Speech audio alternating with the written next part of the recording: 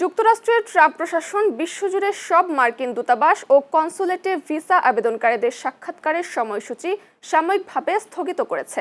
মার্কিন পররাষ্ট্র দপ্তর জানায়, ভিসা কর্মকর্তাদের আবেদনকারীদের যাচাই মানদণ্ড বৃদ্ধির লক্ষ্যে একটি নতুন প্রশিক্ষণ কার্যক্রম শুরু হয় এ সিদ্ধান্ত নেওয়া হয়েছে। বিশেষ করে যারা ভবিষ্যতে সরকারি সহায়তার ওপর নির্ভরশীল হতে পারেন তাদের শনাক্তকরণে জোর দেওয়া হচ্ছে। দ্বিতীয় মেয়াদে দায়িত্ব নিয়েই ট্রাম্প প্রশাসন অভিবাসন নীতি কঠোর করেছে। এর আওতায় ভিসা ও বসবাসের অনুমতি বাতিল, অতিরিক্ত ফি আরোপ এবং সামাজিক যোগাযোগ মাধ্যমের কার্যক্রম যাচাইয়ের মতো পদক্ষেপ অন্তর্ভুক্ত। তবে মানবাধিকার সংগঠনগুলো এসব নীতিকে বৈষম্যমূলক এবং ন্যায় বিচারের পরিপন্থী বলে তীব্র সমালোচনা করছে।